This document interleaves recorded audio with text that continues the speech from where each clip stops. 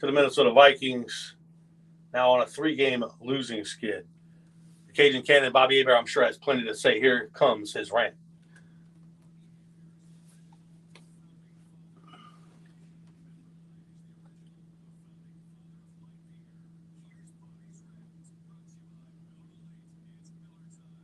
For the better part of 4 weeks now, Bobby, the Saints look like a completely undisciplined team, and the high-priced stars aren't playing like high-priced stars, making too many mistakes.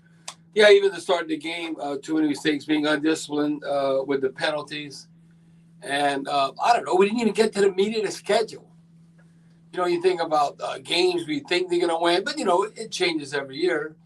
But then you got the Seahawks coming to town. I don't know, we should win.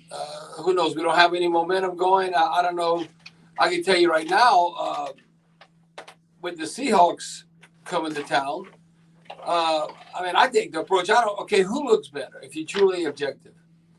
Who looks better at playing the quarterback position? I'm not saying whether you heard or not, Andy Dalton or Jameis Winston. Andy Dalton. You remember what I told you in training camp, that if you just flew down from Mars and you don't know nobody, anything, you just know American football, the basic rules, and you're just watching everyone play. We talked about Paulson and Debo, the outstanding camp he had. He didn't have necessarily outstanding game today. Lattimore either. Lattimore wasn't guarding Mike Evans. He was guarding Justin Jefferson. Now, I think Justin Jefferson is going to burn a lot of people. But, I don't know why he was talking smack to Justin Jefferson, because Justin Jefferson had Lattimore's number. 10 catches, 147 yards, 15-yard average. And Christian, it could even have been maybe a little worse than that. But just looking at, what I witnessed in training camp and now in this season, the offense just seems more stable and more precise when Andy Dalton at the helm. Nothing against Jameis Winston. It's not as erratic as up and down. So it had a little bit more rhythm to it today. Yes. More sustained drives. You felt like you had a chance. Now, with Andy Dalton, he came fumble in the pocket. When you fumble, considering. But our defense was outstanding. I'm glad you gave the game ball to the red zone defense. But, that's what we expected it to be, outstanding red zone defense. You know why? Because we were number one. We were number one in the NFL last year in red zone defense, not giving up touchdowns. They were only 2 of 5. If we don't play outstanding red zone defense and force field goals, we didn't got crushed. And then when you look at it, they were 5 for 5 on field goals. I think overall, that's winning defense. But if you look at these two areas again, we're -1 for the game, not +1. We're -1 for the game, now -7 for the season. Boy, trying to play catch up to be on that plus side, to be considered like, a playoff team. And you can understand the rhyme and reason why you're winning and losing. Now, if you look at, like you said, undisciplined team, and this is something that's not going to change. It could be 100 years from now, American football. I don't know. They might change the rules. But if you have 9 penalties or more, or you have 100 yards or more, it's like giving up a touchdown. Well, just giving up one of those. But we gave up 10 for 102 yards. So that's like a double whammy. Now, you might say, oh, well, the Ruffs. Yeah, the Ruffs missed. They missed a couple of calls, but they didn't miss like 10 calls. When you look at it, I think it's just the way the Saints are right now, with us being undisciplined. Unlike, for instance, the past 2 games coming into the Vikings game, we had 12 offensive penalties.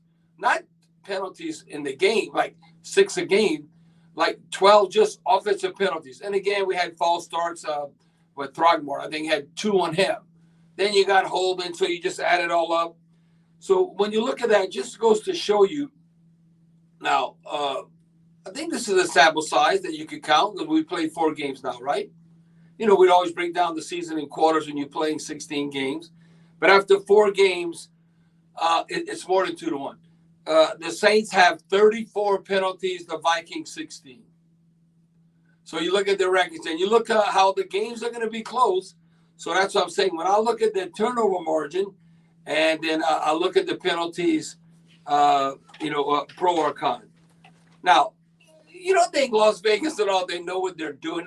This kind of blew my mind, Christian, when I was thinking at the end. Okay, the final score was 28 to 25. Before we went on, you know what the point spread was? The Vikings were favored by 3. So let's say because I said, man, take the Saints and the points. I don't know if they'll win. I think it'll be a close game, but I think the Saints will at least cover. It's a push. They love that. The house loves that. 28-25 went from 2.5 to 3 points. This is another thing about the defense. Even though the Vikings, they got weapons that they were scoring because they had scored on 6 of their last 7 possessions, but 5 of them were field goals.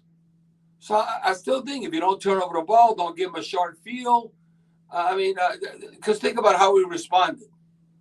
They got 9 points basically off of 2 turnovers, and that was 9 points, 3 field goals, and then the fake punt.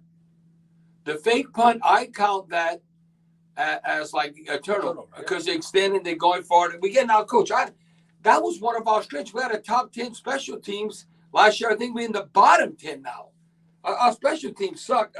We're not getting it done. We came into the game. We were usually averaging this with Deontay Hardy.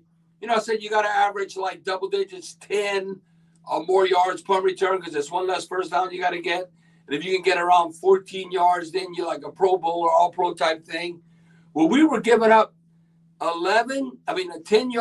little bit over 10 yards of per return coming into the game. Well, we gave up 11 and a half. And Hardy we averaged 2. No, last year we were doing the opposite. We were getting 11 and a half and only giving up 2. If you're over 25 yards, 26, a kick return, considering that's legit. Well, they averaged 26 and a half yards. We averaged 20. So, no, then you don't cover the fake punt and all that. No, special teams, we're not good enough to have any liability. So, I think our defense at times, look at turnovers. You can make a list of like 4 or 5 things. But this is why you won in 3. When you look one of the biggest reasons why the Saints have played 240 minutes of total action. All right, 240 minutes in 4 games. And how much you had to lead? Is that less than 6 minutes? They've had the lead only for 6 minutes. Less than 6 minutes. So always playing catch up. Pretty much. So always playing catch up behind the 8 ball. Well, really, when you think about the start of the game, they go. Now think about this, and we take pride in our defense. They go 13 plays. Now we buckle down. They had 13 plays. They basically had the ball 7 minutes, and we're losing 7-0. So yeah, and we were outstanding on third down defense, and they made 4 third downs on that drive. And Chris, and they only ended up 5 of 14, and they made 4 on that initial drive. So other than that, we were outstanding on third down defense. They were only 5 of 4, 36%. But like I said, we didn't start the game good, but we were good overall. This is another thing. Okay, look at this. Like penalties. Okay, like you get a first down by rushing or by passing or by penalty. Guess how many penalties the Vikings got to give them a first down? Total? Total. 5. 5, exactly. 5. You know how many the Saints got? 0. So, you can look at all of these little bitty things, how you stop them. Oh, got a penalty. Then they get a first down. So that's undisciplined to me. That Dennis Allen, to me, has to be a hard-ass player. No, come on, man to man. You say this is unacceptable. And if you can't get it right, then we're going to get someone else. Now, when you invested all this money in these players, sometimes they get, and tell you what. But it just has to be a whole team concept that we have to hold one another accountable. Has been the case. If you look at Dalvin Cook, man, he's eating this up in the past. Well, he only averaged 3.8 yards a run. He had a long gain, 14, but he wasn't a 100-yard rusher. We actually ran the ball better per average than the Vikings. We need to give an honorable mention to Latavius Murray. Latavius Murray basically knows the Saints offense when he comes off the street. Okay, here's a cat that comes off the street, practice squad. He's a veteran, and he averaged 5.2 yards a carry. Look how hard he was running. I don't know. They're similar style runners, but he looks like a better version of Mark Ingram right now. I don't know. To me, I'd rather go with Latavius Murray. And Christian, I had saved this because I talked about this before the game. That you look at Latavius Murray, okay, he's 32 years of age. You know, he's just a month younger than Mark Ingram. So the Saints they don't have the oldest running back in the NFL, but now they have 2 and 3. So here they got Mark Ingram's number 2. They got Latavius Murray didn't look old to me. No, he looked like he was ready to roll, and the game was not too big for him. But Christian, you know, he's rushed for like 1,300 yards in a Saints uniform and 9 touchdowns in 2 seasons. So we got to give him an honorable mention. I'm looking on the defensive side. You know who else we got to give an honorable mention to? Contavious Street. You know, he's the one that gave Drew Brees the business. Remember when the 49ers hurt his shoulder? He ended up having a sack. He had 2 quarterback hurries, and he had a tackle for a loss. So as far as putting pressure on the quarterback, we were a little inconsistent. At times, it seemed like Kirk Cousins had too much time. Then at other times, we really got after him. I thought Cam, Jordan at time, even Davenport. But it wasn't like on that consistent basis that we need to have. Now, Lattimore was very active. They wouldn't shy away from him. He ended up having 10 total tackles, 7 unassisted. But then look at Tyrann Mathieu. Honey Badger finally got a nice interception. Boy, that shows you his hands, how good they still are. Even though he's getting older, you know, you still, that one play, I'm trying to think, it might have maybe Cook an 11-yard run. And Cam didn't have containment. And then Tyrann Mathieu, missed the tackle on him. So you still see that with Honey Badger. But overall, I thought, man, it was just a gut punch. It was just, boy, look at Will Lutz. Can we have any more, like, the ball not bouncing your way, bad luck? It hits the upright. It hits the crossbar. It could have maybe crawled in, but it didn't.